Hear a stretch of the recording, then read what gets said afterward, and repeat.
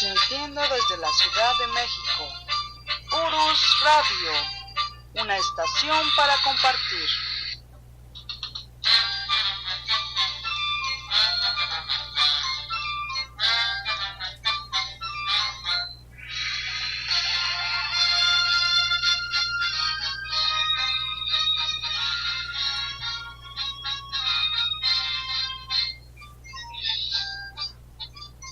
Hola queridos amigos de Urus Radio, estamos aquí nuevamente transmitiendo en vivo desde la cabina de Urus Radio, su programa de la verdadera historia de México.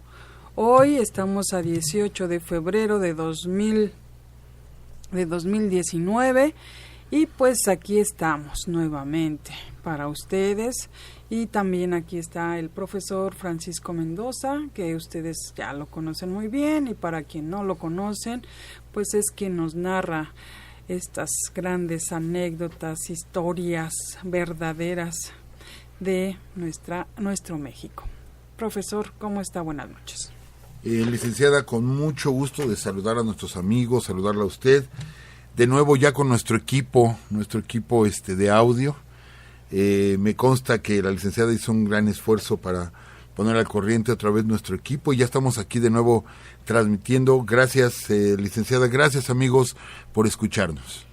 Sí, profesor, bueno, de nada, profesor, pero pues aquí estamos, aquí dándole y pues viendo también que necesitamos como que modernizar nuestro equipo. Vamos a ver qué podemos hacer ya para tener una mejor consola. Y pues que nos escuchen mejor ustedes, ¿no? Y pues entonces, el día de hoy vamos a continuar con el tema de los fusilamientos en México. ¿Estamos? Así es, licenciada, amigos, con este tema que, bueno, nos ha traído muchos comentarios y pues es bien cierto, pareciera que la historia de México del siglo XIX y parte del siglo XX pues se desarrolló en un paredón de fusilamiento por todas las personas que prominentes o renombradas que murieron fusilados. Entonces ha sido una serie muy interesante y el día de hoy no va a ser para menos, licenciada.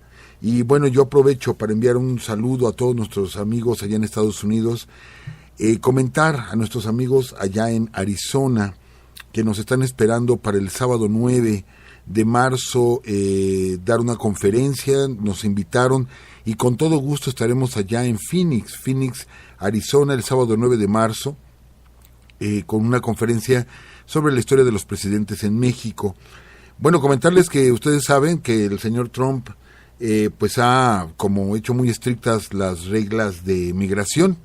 Entonces, aunque no tengo problema afortunadamente para sacar la visa, pero sí nos pidieron más tiempo del que antes existía, eran 3-4 días cuando es renovación de la visa, y ahora nos pidieron 4 semanas, entonces todavía no la tenemos, esperamos tenerla ya esta semana, y ya con esto confirmaríamos al 100% nuestra participación allá en Arizona. Nos da mucho gusto poder llevar la historia de México con el estilo de Urus Radio, ya allende a nuestras fronteras. Nos va a dar mucho gusto estar por allá, así es que les enviamos a todos ustedes un abrazo y un gran saludo. Y pues bueno, también agradecerles a los que nos mandan mensajes, sobre todo de los que viven precisamente en Estados Unidos. Ahorita no tengo el nombre, lo estoy buscando, y más tarde leo lo que nos han escrito. Aquí está Israel Arriaga en el chat, dice: muy buenas noches, maestros. Buenas noches. Hola, Israel, buenas. Y pues bueno, profesor, comencemos, ¿le parece? Pues comencemos, licenciada, amigos, comencemos con este tema del día de hoy, ya el programa número 4, hablando de los fusilamientos de México, y vamos a decir lo mismo que dijimos como introducción los programas anteriores. Esto es que desde Hidalgo, Allende en adelante, pues muchos murieron fusilados, empezando por nuestros libertadores que fueron fusilados, y a partir de ahí la historia sí se fue escribiendo. El día de hoy platicaremos de un hecho tremendo, terrible, que se dio el día 11 de abril de 1859. Si recordamos, amigos, estamos en plena guerra de reforma, 57-60, la guerra de reforma, la guerra entre liberales y conservadores. Amigos, licenciada, es una guerra olvidada, realmente es una guerra olvidada. Hablamos mucho de la independencia y de ahí nos brincamos prácticamente a la Revolución Mexicana y se nos olvida esa guerra terrible que fue la guerra de reforma en México, 3 años en que se ensangrentó el país entre dos grupos, el grupo conservador y el grupo liberal. 3 años en los que tuvimos 2 gobiernos. Cuando estuvimos platicando de los presidentes en México, pues teníamos el gobierno de Félix Zuluaga y de Miramón, y al mismo tiempo el gobierno de Benito Juárez. La guerra fue cruenta, la guerra fue tremenda, así tremenda.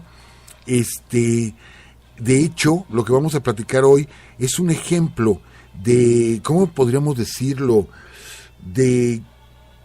para mostrar lo sanguinario que fue esta batalla, este encuentro entre mexicanos durante 3 años, y que, insisto, se ha ido olvidando.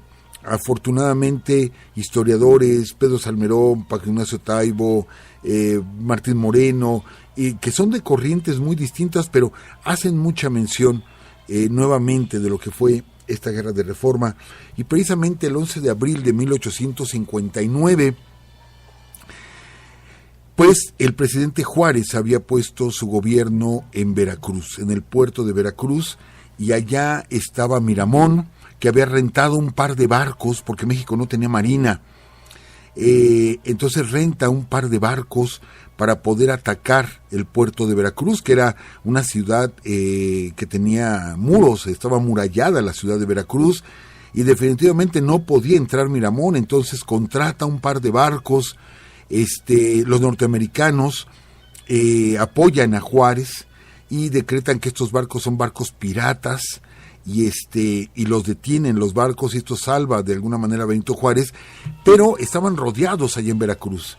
Las fuerzas liberales están peleando en otras partes del país, y es así que para ejercer presión para poder ayudar a Benito Juárez, se ejerce presión sobre la Ciudad de México.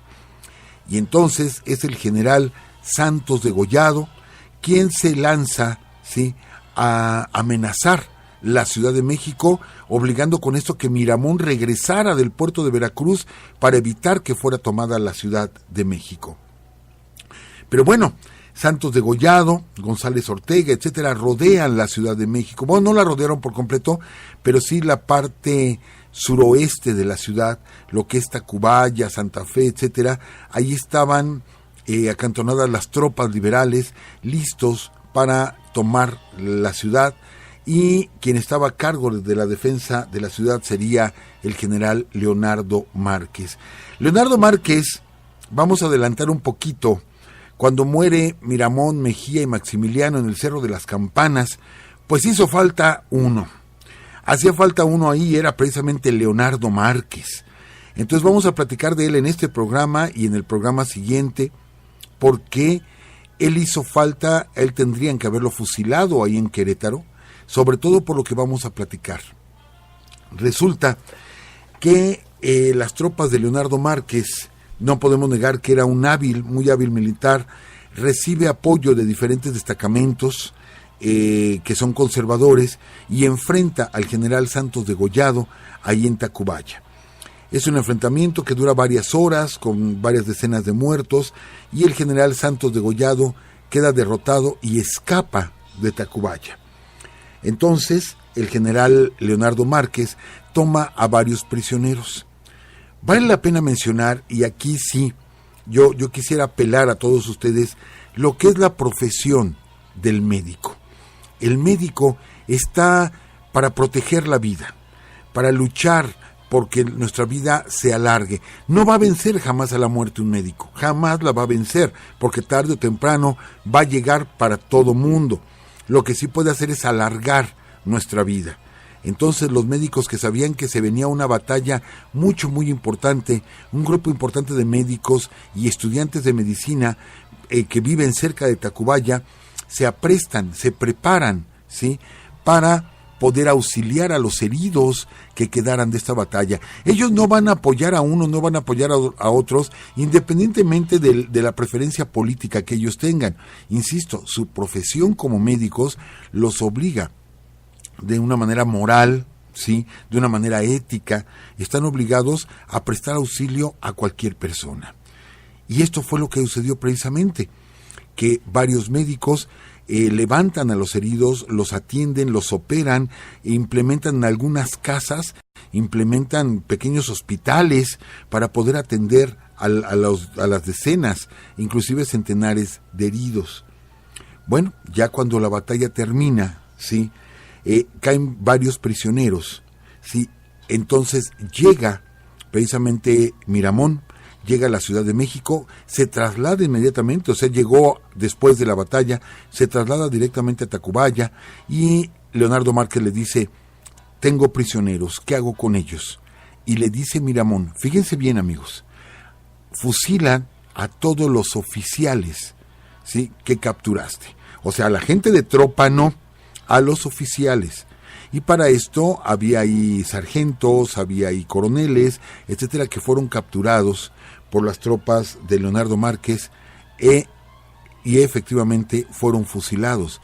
Pero no solamente eso, sino que Leonardo Márquez toma a los médicos, toma a los estudiantes de medicina, toma a un par de italianos, a un par de norteamericanos, a cualquier persona que le dijeran, este cuate está en contra de los conservadores y apoya a Juárez, iba y los sacaba, mucha gente la sacaron de sus casas y a todos los fusila. La orden era únicamente fusilar militares, no fusilar civiles, y menos a los médicos que estaban atendiendo tanto a liberales como a conservadores que habían quedado heridos en el campo de batalla, pues a todos los fusila. En total 53, oficialmente 53, aunque la gente en ese tiempo decía que habían sido muchísimos más. Después de haberlos fusilado, a todos los cargan en carretas, ¿sí?, y los arrojan a un barranco. A partir de entonces es conocido Leonardo Márquez como el Tigre de Tacubaya, por su ferocidad. Leonardo Márquez después platicaría, años después, que había sido orden directa de Miramón. Pero no, la orden fue únicamente a la gente del ejército, a los militares, pero decía Leonardo Márquez que no, que le habían dado la orden de que los fusilara a todos absolutamente. Pues bien, hasta el día de hoy se conserva una placa en el lugar donde fueron fusilados, todavía se conserva, fue un convento, el convento de San Diego, en la parte de atrás es donde fueron fusilados, actualmente está junto al periférico, quedó en un camellón, cuando hicieron obras de construcción ahí, quedó en un camellón, queda el convento de San Diego, y se conservó el lugar. Actualmente pertenece al ejército, es un cuartel del ejército, es un archivo del ejército, pero es el lugar preciso donde cayeron muertos estos 53 sobrevivientes de la batalla de Tacubaya el 11 de abril de 1859. Con esto lo que queremos decirles, ven ustedes la ferocidad, la rabia con la que se peleaba. Estamos hablando de abril del 59, cuando estábamos en plena guerra de reforma. Esta guerra terminaría en el año de 1860, 22 de diciembre de 1860. Recordemos que fue mediante la batalla de Calpulalpan, donde las tropas del general González Ortega derrotan a Miramón, ¿sí?, y se da por concluida la guerra de reforma. Subrayo, amigos, subrayo, licenciada, se da por concluida la guerra de reforma. Ya hay ganadores, hay perdedores, pues ya todo el mundo en paz. Les hemos platicado aquí como anécdota curiosa que el presidente Juárez se encontraba en un teatro allá en Veracruz cuando llega un militar y le dice al oído que se acaba de ganar la batalla de Calpulalpan y con esto se gana la guerra. Y él, estando en el palco, se levanta, se detiene la función de teatro y de pronto empieza a hablar el presidente Juárez y anunciarle a todos los asistentes a la función de ópera ahí en el teatro que se había ganado la guerra, sí, al fin había se terminaba ya este conflicto, la gente aplaudió, etcétera, muy contentos todos, y les decíamos como anécdota curiosa, él estaba ahí con su esposa, con doña Margarita, es que justo 9 meses después nace una de sus hijas de el presidente Juárez y de Margarita, quiere decir que lo celebró el presidente Juárez esa noche seguramente con mucho gusto. Y bueno, la guerra termina, pero ¿qué creen? Esto no iba a quedar ahí y sigue sin quedar ahí. Esta guerra de reforma continuó, amigos. Continuó, ¿por qué? Porque después los conservadores traerían a Maximiliano y después los conservadores organizarían la guerra cristera y los conservadores, bueno, hasta el día de hoy. En fin, pero no nos adelantemos tanto. Pero yo les pido por favor que recuerden las fechas. Estamos hablando de diciembre de 1860. ¿Por qué estoy tan reiterativo en las fechas? ¿Qué es lo que no nos gusta de la historia? Que nos estén recordando fechas y nombres. Pues bien, en este caso soy reiterativo por lo siguiente. Hablemos del año de 1861, junio de 1861, 6 meses después de que había terminado la guerra, varios grupos conservadores todavía seguían peleando. En pequeños grupos, pequeñas guerrillas, ¿sí? Todavía seguían peleando y tenían algunos puntos que ellos dominaban y todavía Zuluaga se hacía llamar presidente de México, ¿sí? Todavía no aceptaban la derrota.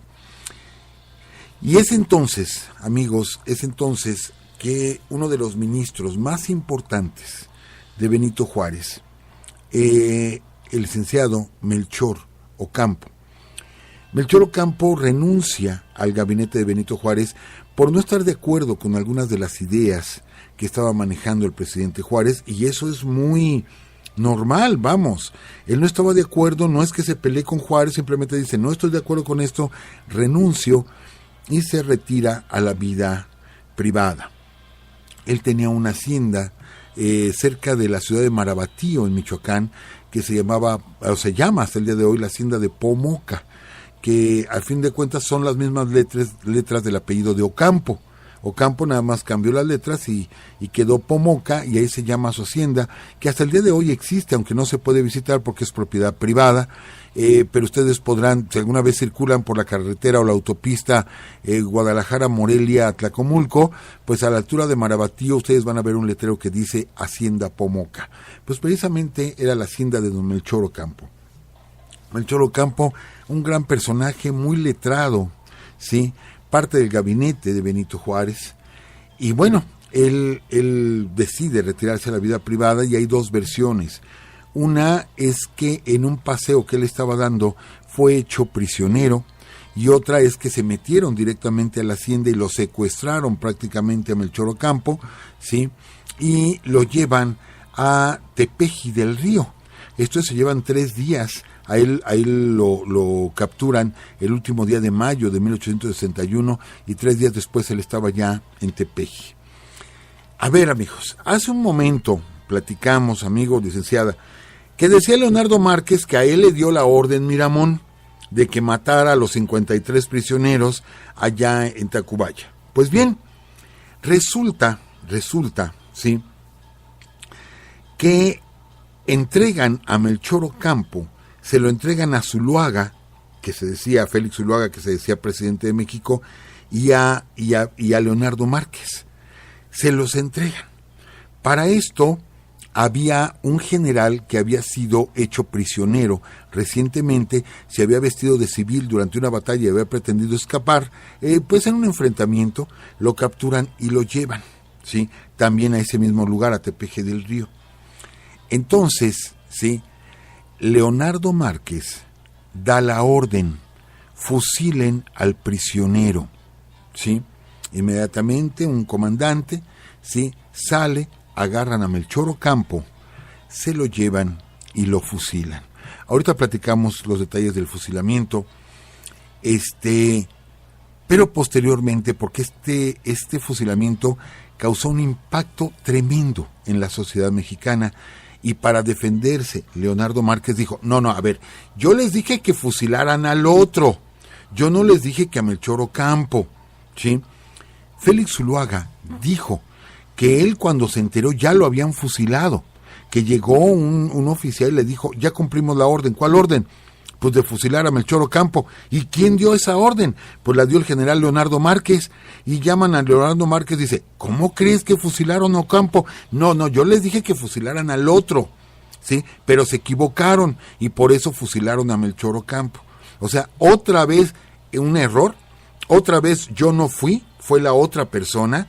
O sea, ya tenía el estilo Leonardo Márquez. La cuestión es que Melchor Ocampo, muy conocido por todas las personas, o por muchas personas, cuando nos casamos por el civil, ya ahorita no se hace, pero cuando nos casamos por el civil, ¿a cuántos de nosotros nos casaron bajo la epístola de Melchor Ocampo? Claro, yo sé que es una epístola sumamente misógina para este tiempo, pero estamos hablando de la mitad del siglo XIX, y realmente a mí me gusta la epístola de Melchor Ocampo, insisto, reconozco, es muy misógina y yo no la aplicaría. Eso de que la mujer queda sujeta al hombre, no estoy, pero para nada de acuerdo. Yo sí creo en la equidad de género. Y no entremos en esos detalles, ¿verdad? Porque hay mucha polémica. Pero bueno, se me hace bien escrita para su tiempo, y cuántos de nosotros nos casamos bajo la epístola precisamente de don Melchor Ocampo. Pues bien, ya no se lee esa epístola, pero curiosamente, Melchor Ocampo, en su testamento, porque le dicen que tiene 30 minutos nada más, que porque va a ser fusilado, él escribe su testamento, y en su testamento, él reconoce a sus 4 hijas naturales. Y ustedes dirán, a ver. Hijas naturales, efectivamente. Sus hijas naturales, a 4 y a una adoptiva, ¿sí? Y divide su herencia en 5 partes, porque el señor nunca se casó. Él sí hizo la epístola de Melchor Ocampo y para todos aquellos que se casaran, pero él nunca se casó. Un día haremos un programa especialmente sobre Melchor Ocampo y platicaremos muchos detalles y lo que tuvo que ver su nana en toda su vida, es algo muy importante, y cosas tremendas que hizo don Melchor Ocampo. De hecho, él pide, ¿sí? Antes de que supiera que lo iban a fusilar, él había hablado con sus hijas y les había dicho que si algo le llegaba a pasar, su corazón pertenecía a San Nicolás. ¿A qué se refiere con San Nicolás? Pues a la Universidad de San Nicolás de Hidalgo, allá en Michoacán, de la cual él es egresado. Y efectivamente, su corazón fue sacado de su cuerpo, ¿sí? Y conservado en formol, y actualmente el corazón de Melchor Ocampo se puede ver en la escuela preparatoria anexa al edificio principal de la Universidad de San Nicolás de Hidalgo. Forma parte del mismo conjunto, la parte de la preparatoria y la parte de la universidad. Actualmente es un museo, claro, a cargo de la Universidad de San Nicolás, y ahí podemos ver en una urna de cristal, todavía se conserva el corazón de don Melchor Ocampo, porque él dijo que su corazón le pertenecía a San Nicolás. Tenía una biblioteca, quizá la más importante que en ese momento había en México, en manos de un particular. Era la de don Melchor Ocampo. Se dedicó a coleccionar libros, era un hombre muy letrado, era un hombre con mucha preparación. Y no olvidemos, él decide entrar a la lucha en México, a la lucha por la reforma, a raíz de un hecho que les hemos platicado. Cuando él estaba, les digo que la hacienda de Pomoca estaba a un lado de Marabatío, Michoacán. Y en una ocasión que él se presenta a misa, ahí en el atrio de la iglesia de Marabatío, resulta que él ve cuando llega un indígena. Siempre aclaramos que cuando decimos indígena no lo decimos peyorativamente. Llega un indígena con su hijo recién muerto y lo lleva envuelto en un petate. Y se acerca con el sacerdote y algo le dice al sacerdote, y el sacerdote empieza a gritar, ¿pero qué te pasa? ¿Qué te estás creyendo, imbécil? No sé qué. Se acerca a Melchor Ocampo para ver qué era lo que sucedía, y está regañando el sacerdote a este indígena con su hijo en brazos, envuelto en un petate, muerto, ¿sí? Y le dice, ya sabes, tienes que pagar 5 pesos para que lo podamos enterrar en el atrio de la iglesia. Acuérdense, amigos, que no había panteones civiles. La gente se enterraba en los atrios. 5 pesos te cuesta. Y si no, pues entonces sálalo y trágatelo. fue la respuesta de ese sacerdote. Melchor Ocampo observó todo esto y se dio cuenta de las injusticias que venían por parte de la Iglesia, ¿sí? De los abusos que cometía la Iglesia en México. Aquí ya lo hemos platicado, que eran dueños del 70% de la riqueza nacional, eran dueños de panteones, eran dueños de escuelas, eran dueños de casas, de haciendas, de todo, era dueños de la Iglesia. Y todavía salí con esto: paga 5 pesos o si no, agarra a tu hijo, sálalo y trágatelo, ¿sí? Melchor Ocampo, este hecho le cambió la vida por completo. Por eso, él se une al movimiento reformista en México, al saber el poder tan enorme, ¿sí?, que tenía la Iglesia y cómo se abusaba de él. Aclaramos, como siempre, amigos, que hablamos de la Iglesia como una institución. No atentamos contra la fe de nadie, es muy respetable para nosotros la fe que todos tengan, pero sí de la Iglesia como una institución que a fin de cuentas está formada por seres humanos. Entonces, esto era parte de los abusos que se cometían, y por eso Melchor Ocampo decide irse a la lucha, ¿sí?, decide unirse a los reformistas y forma parte del gabinete de Benito Juárez.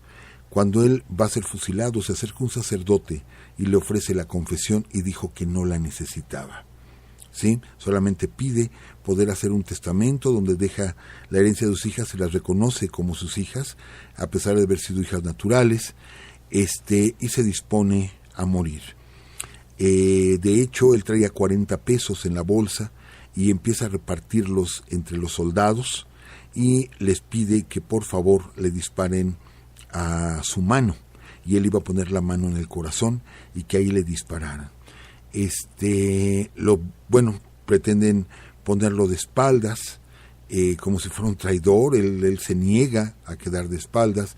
Posteriormente de que lo fusilan, es colgado de las axilas, es colgado en un árbol de pirul, ¿sí?, que hasta el día de hoy, amigos, yo no he tenido oportunidad de verlo ahí en Tepeji del Río, pero dicen que existe todavía el árbol y que la gente, inclusive los militares, cuando pasan por ahí, hacen un alto y saludan militarmente a ese árbol, que fue precisamente donde terminó el cuerpo de don Melchor Ocampo. El cuerpo es traído posteriormente a la Ciudad de México. Insisto, estamos hablando de su muerte el 3 de junio de 1861. Era un hombre pacífico. Aquí hemos hablado ya de los tratados Manglin Ocampo. No vamos a tocar ahorita ese tema.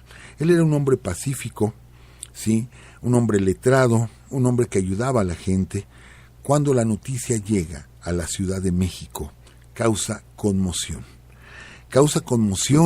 No se imaginaban, ¿sí?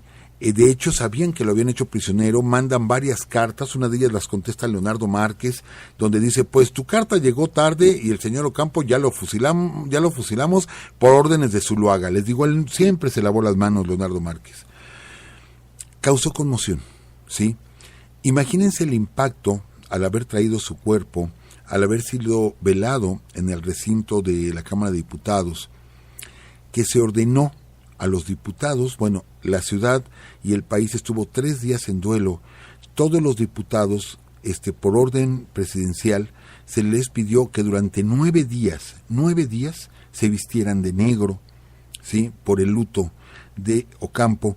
Pero aparte el pueblo se molestó y empezaron a agredir a los conocidos conservadores, sí, que se tuvieron que esconder muchos de ellos, porque si los hubieran agarrado, pues los hubieran matado ahí en el Palacio de las Vizcaínas. Ahí en muchos lugares se tuvieron que esconder porque la gente los apedreaba, apedreó sus casas. En fin, estaban en contra de los conservadores, y si alguien salvó a muchos conservadores fue Leandro Valle, de quien platicaremos en unos instantes. Entonces en el Congreso estaban enojados, estaban molestos, ya habían enterrado a Melchor Ocampo, la gente estaba molesta, y de pronto, como de película, amigos, como de película, ¿sí?, se abren las puertas del Congreso y aparece el nigromante, y aparecen varias personalidades, y aparece el general Santos Degollado. Santos Degollado, que cuando estaba la presión sobre Benito Juárez allá en Veracruz, Santos Degollado dijo: ya, hay que parar la guerra, yo me ofrezco para platicar con las dos partes y hagamos ya la paz. Y que se enoja Benito Juárez, dice: no, es que esto no es de hacer la paz, tenemos que enfrentar este problema. y se pelea con Santos Degollado. Santos Degollado se retira a la vida privada, ¿sí? Unos meses. ¿Por qué? Porque viene la muerte de Melchor Ocampo, y mientras estaba la discusión ahí en la Cámara de Diputados, se abren las puertas, entran varias personalidades, entre ellas Santos Degollado, el general Santos Degollado, y los diputados se ponen de pie, comienzan a aplaudir y a ovacionar a Santos Degollado, que dice: yo no vengo a comandar a nadie, yo vengo a entregar mi sangre para detener, ¿sí?, a los que mataron a Melchor Ocampo. No, pues la gente, olvídense, encantados con que el general Santos Degollado regresara, y sobre todo no buscando como tal la venganza, que sí lo estaba haciendo realmente, sí quería vengarse. Y agarra el señor, ¿sí? Inmediatamente le ceden algunos batallones y sale de la Ciudad de México, aunque el secretario de Guerra de México era el general Ignacio Zaragoza. Le dice: general Degollado, espérese, tengo que preparar más hombres. No, yo ya me voy, y se sale de la Ciudad de México con únicamente 300 hombres. 300 hombres, y le iban a mandar más hombres que iban a llegar de diferentes guarniciones para hacer un grupo importante de soldados para buscar precisamente a Leonardo Márquez y a Zuluaga, ¿sí? ¿Qué sucede? Que cuando Santos Degollado acampa, ¿sí?, arribita de la Marquesa, ahí por Monte de las Cruces, ¿sí?, acampa, y de pronto lo sorprenden las tropas conservadoras.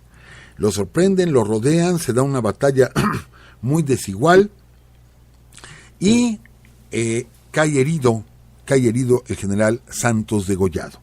Estamos hablando, fíjense amigos, el 3 de junio Melchor Ocampo, el 15 de junio, o sea 12 días después, cae herido Santos Degollado, y precisamente Leonardo Márquez da la orden de que lo rematen. Entonces llegan, ¿sí?, y lo empiezan a picar con las bayonetas, y por último a culatazos le destrozan el cráneo al general Santos Degollado. Él no fue fusilado. Lo estamos citando por lo que viene después, es porque estamos hablando de los fusilamientos, pero lo hicieron pedazos al general Santos Degollado. Cuando llega la noticia de la Ciudad de México, pues las acababan de matar a Melchor Ocampo, ¿sí?, que ya no estaba metido en el argüende, y de qué fea manera, y de pronto llega o regresa Santos Degollado, se enoja, se va con 300 hombres y lo matan y lo destrozan por completo. Esto no podía quedar así. Esto definitivamente no podía quedar así. Entonces, el general Zaragoza le pide al general Leandro Valle, un general muy joven, 28 años de edad, el general Leandro Valle, que se prepare para ir a la cacería prácticamente de estas personas, y ofrecen 10,000 pesos por la cabeza de cada uno de ellos.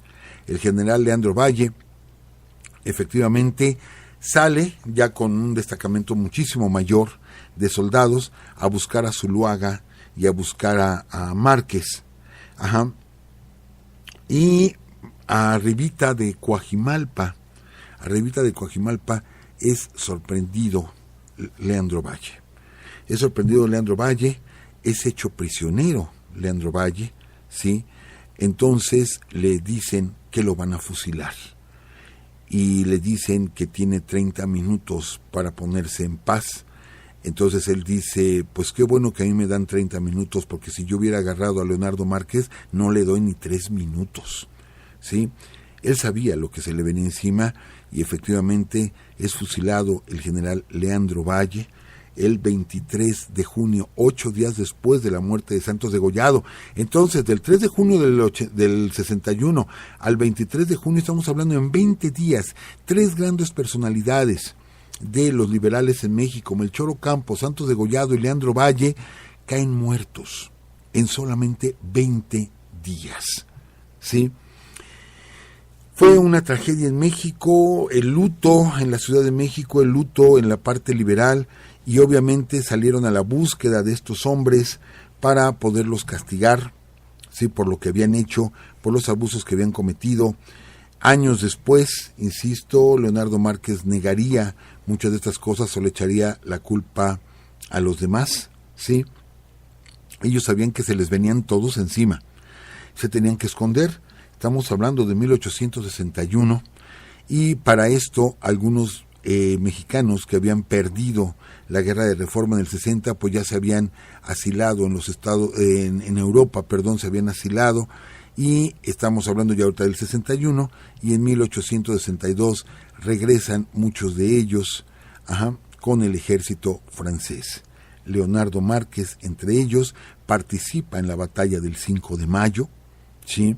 Bajo las órdenes francesas, participa en la batalla del 5 de mayo, y les digo, él hacía falta, ¿sí? Ahí en el paredón, en el Cerro de las Campanas, hizo falta Leonardo Márquez, porque así como hizo todas estas tropelías, todavía haría más, y una de ellas que, bueno, los liberales no le perdonan la muerte de Degollado, de Ocampo y de Leandro Valle, pero los conservadores nunca le perdonaron a Leonardo Márquez que abandonara a Maximiliano en Querétaro, lo abandonó a su suerte.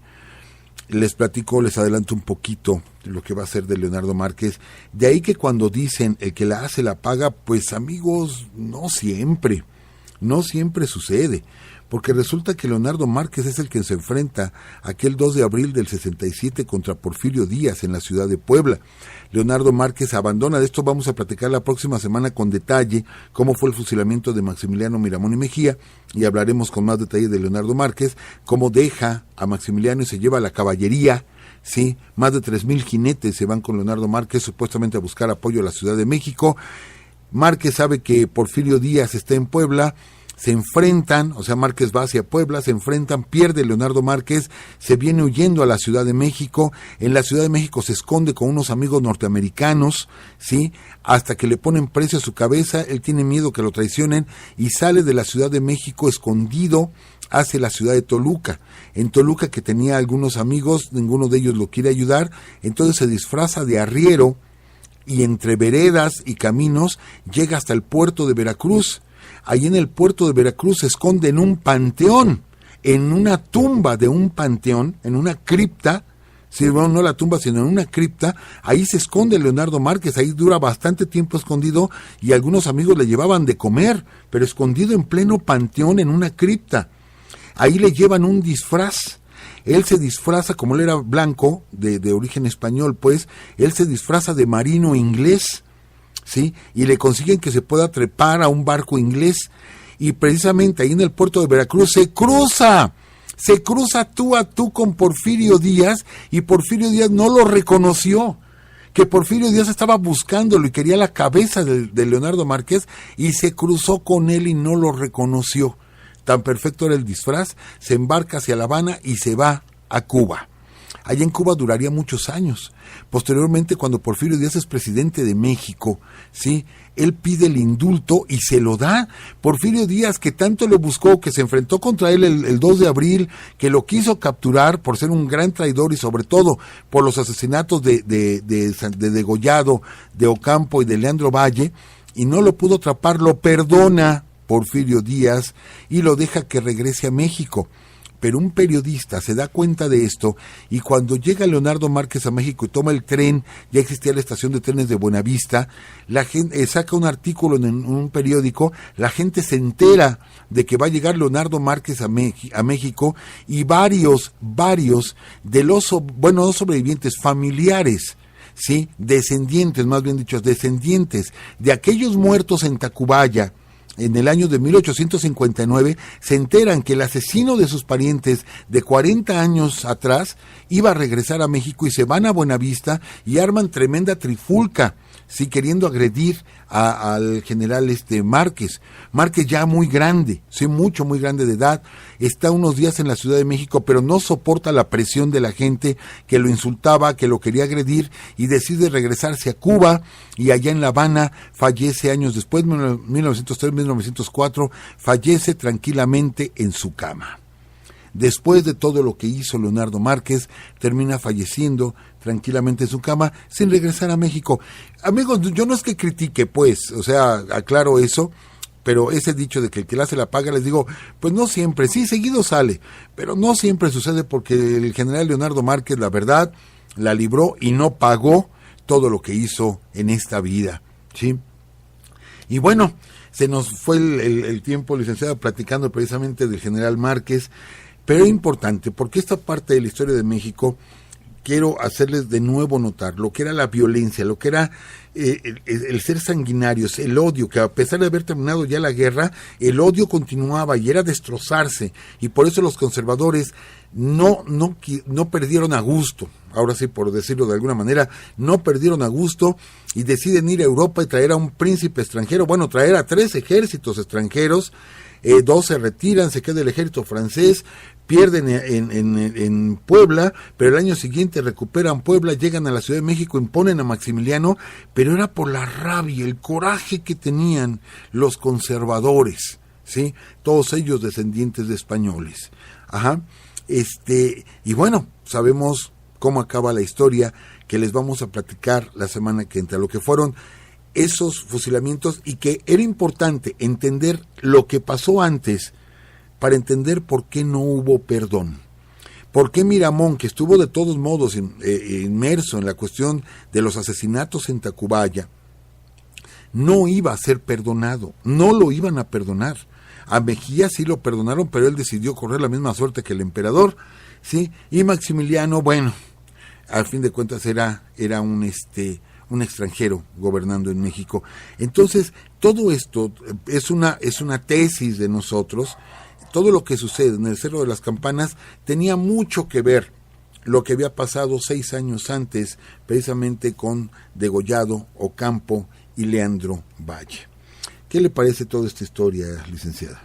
Profesor, pues me parece casi como de telenovela, parece que como de película. Ajá. No, es fabuloso todo lo que nos narra, que nos cuenta, y de hecho hay una personita que nos manda un mensaje en YouTube, en el programa pasado, que es Artemio García Díaz, y dice, ¿qué serie más emocionante? Y sí, la verdad, dice, la de los fusilamientos, se queda uno con ganas de más programas. Mil gracias al profesor por compartir su amplio acervo, y a ver si por ahí, con sumo respeto, lo solicito, no nos puede hacer un programa sobre Guillermo Prieto, que es una figura extraordinaria y poco abordada, al igual que Melchor Ocampo. Les abrazo y les felicito efusivamente. Pues estaría genial en un solo programa hablar de los dos. Efectivamente son poco mencionados, solamente podemos decir que el estado de Michoacán es Michoacán de Ocampo. Fíjense, y eso que Morelos es de ahí. La ciudad es Morelia, pero el estado es Michoacán de Ocampo. Ahí la importancia de Ocampo. Y también saludando a Andrés Guevara, que parece que ya nos escucha el día de hoy en vivo, nos mandaba un mensaje precisamente para saber si seguíamos transmitiendo, y sí, aquí estamos. Pues vamos a saludar también a todos los que están en el chat. Está Juan Carlos Pérez Carmona y dice, buenas noches, Lictoris, profesor Mendoza, qué gusto escucharlos en vivo, saludos. Daniel dice, buenas noches. Ay, se movió esto. Daniel dice, buenas noches, es un gusto escucharlos en vivo de nuevo. Marco Vázquez dice, buenas noches, licenciada, maestro, gracias por el programa. René Martínez Rojas dice, buenas noches, licenciada y profesor. Ay, vamos a continuar, a bajar aquí.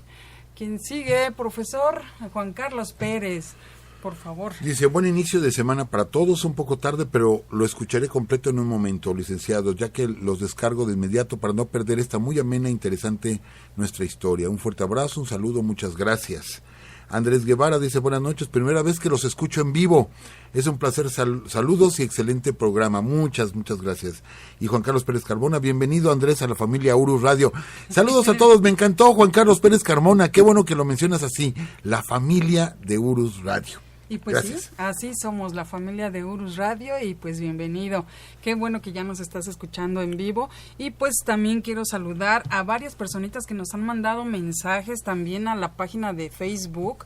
Está Gonzalo Márquez, Salvador Millán, Ricardo García, Jorge Javier, Juan Carlos, Juan Valles, Escún de Aragón, muchos, ahorita no los podemos leer todos los mensajes, pero pues gracias a todos por seguirnos. Rodrigo, Ana Lucía, Bueno, Rodolfo Romo, ya tiene tiempo que no lo vemos. Leonardo Mendoza, Eric Montijo, Filemón Santiago, Teresa Bravo, Félix Montó, que también ya tiene rato que no te vemos por aquí. Y pues bueno, los dejamos porque se nos termina el tiempo, profesor.